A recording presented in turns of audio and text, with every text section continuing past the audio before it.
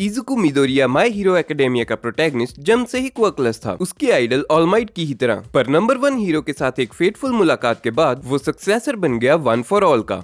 डेकू ने कभी अपने सपने में भी नहीं सोचा होगा कि वो एक नहीं, 2 नहीं बल्कि 7 क्वर्क्स अपनाएगा। सीरीज के ज्यादातर कैरेक्टर्स में आमतौर पर एक ही क्वर्क होता है, इसलिए कई क्वर्क्स वाले किसी कैरेक्टर को देखना बड़ा ही रेयर है। इन सभी शक्तियों की बेसिक एसेंस ये है कि वो सभी पिछले वन फॉर ऑल यूजर से आती हैं। उनकी एबिलिटीज जनरेशन दर जनरेशन मजबूत होती जाती हैं। जब से ये पता चला कि मिडोरिया एक दिन इन सभी क्वर्क्स को कंट्रोल कर पाएगा, फैंस उत्सुकता से उन नई एबिलिटीज का इंतजार कर रहे हैं जो सीरीज का क्वर्कलेस हीरो एक दिन हासिल करेगा। हर किसी क्वर्क को अनलॉक करने की जर्नी में कई स्पेशलाइज्ड ट्रेनिंग रेजिमेंट शामिल थे, लेकिन इन क्वर्क्स पर आगे बढ़ने से पहले स्पॉइलर वार्निंग, क्योंकि हमने मांगा से कुछ क्वर्क्स लिए हैं जिन्हें सीरीज में दिखाया जाना अभी बाकी है। तो ये हैं डेकू के सभी क्वर्क्स, रैंक किए गए सबसे कमजोर से सबसे ताकतवर तक। Number 7 smoke screen. An one for all का 6th यूजर, साथ ही वो कैरेक्टर जिसने स्मोक स्क्रीन क्वर्क बनाया जो बाद में डेकू को मिला। स्मोक स्क्रीन अपने यूजर को शरीर से धुएं के घने बादल बनाने की एबिलिटी देता है। इंटेंसिटी के हिसाब से धुआं काफी बड़े एरिया को कवर कर सकता है। पैरानॉर्मल लिबरेशन वॉर के बिल्कुल बाद डेकू ने पहली बार स्मोक स्क्रीन को जगाया। वो धुएं का एक बड़ा बादल छोड़ने के काबिल है, लेकिन डेकू की अपनी विजन को छुपाना इसे बैकफायर करता है। बाद में वो सड़कों को कवर करने और मस्कुलर को अट्रैक्ट करने के लिए स्मोक स्क्रीन यूज करता है। जब वो चाहे वो उसी समय खुद को धुएं के बादल में छिपा सकता है, बिल्कुल एक निंजा के स्मोक बॉम्ब के जैसे। लाइटली डेकू के क्वर्क्स में से वीकेस्ट। इस टेक्निक का एक फायदा ये है कि रेगुलर स्मोक के जैसे ये आंखों में जलन पैदा नहीं करता। हालांकि अगर ज्यादा अमाउंट में धुआं छोड़ा जाए तो यूजर की विजन खराब हो सकती है, जिससे वो लड़ने में इनकेपेबल हो सकते हैं। अपने आप में ये इतना भी इंप्रेसिव क्वर्क नहीं है और प्राइमरीली सिर्फ एस्केपिंग में ही हेल्पफुल है। इसमें ना तो ऑफेंसिव पावर है और ना ही इसे अल्टीमेट मूव लेवल तक बढ़ाया जा सकता है।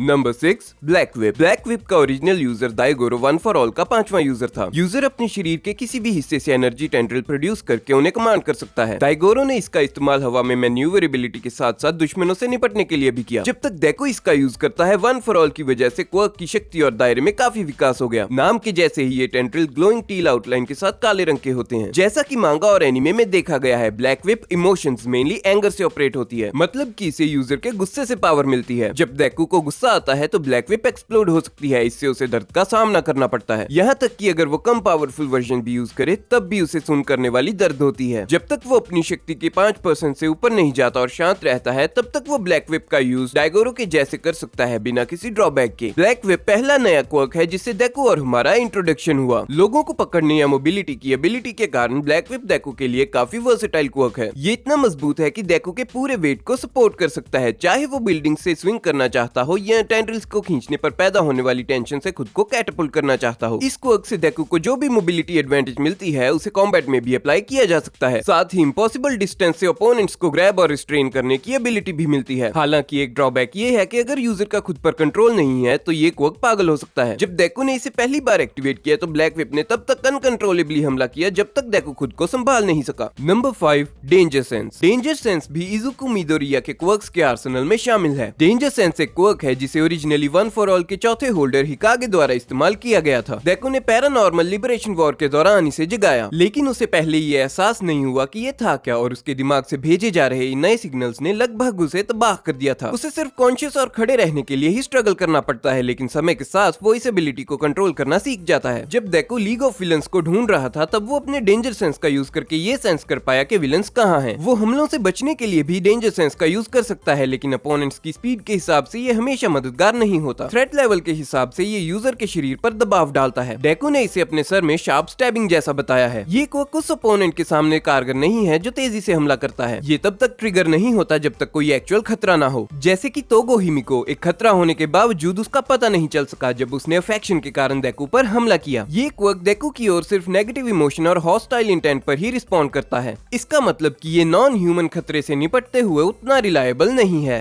Number 4 float. ये नाना शिमुरा का क्वर्क है जो वन फॉर ऑल का 7वां यूजर है और बाद में डेकू को विरासत में मिलता है। इसमें कोई कॉम्बैट कैपेबिलिटी नहीं है, लेकिन दुश्मन के हमले से बचने के लिए ये बहुत हेल्पफुल है। पैरानॉर्मल लिबरेशन फ्रंट पर वॉर के दौरान डेकू ने पहली बार फ्लोट को जगाया। वो तोमुरा के हमलों से बच सकता है और साथ ही अपने एलाइज को सुरक्षित जगह पर खींचने के लिए ब्लैक विप का यूज करता है। बाद में जब वो मस्कुलर से लड़ता है तो हवा में रहने के लिए इसका यूज करता है, जिससे उसके लिए हमलों से बचना देखना बहुत आसान हो जाता है। फ्लोट यूजर को उड़ने में मदद करता है। जब वन फॉर ऑल से इनहैंस किया जाए तो क्वर्क की पावर तेजी से बढ़ती है और यूजर हाई स्पीड से उड़ सकता है। देखो इस एबिलिटी का यूज शहर में तेजी से घूमने के लिए करता है। ये आसान है लेकिन किसी भी बैटल के लिए वैल्यूएबल भी है जहां यूजर को लंबे समय तक हवा में रहना पड़ता है। इसी तरह यूजर वन फॉर ऑल के एक्यूमुलेटिंग इफेक्ट की वजह से उड़ सकता है। फ्लोट जल्दी ही डेकू का पसंदीदा मेथड ऑफ मूवमेंट बन गया और अच्छे के लिए फ्लोट ने उसे कहीं बेहतर मोबिलिटी के काबिल बनाया। वन फॉर ऑल की महान शक्ति के साथ सालों की ब्लेंडिंग के बाद डेकू द्वारा यूज किया जाने वाला फ्लोट नाना शिमुरा से काफी ज्यादा ताकतवर है।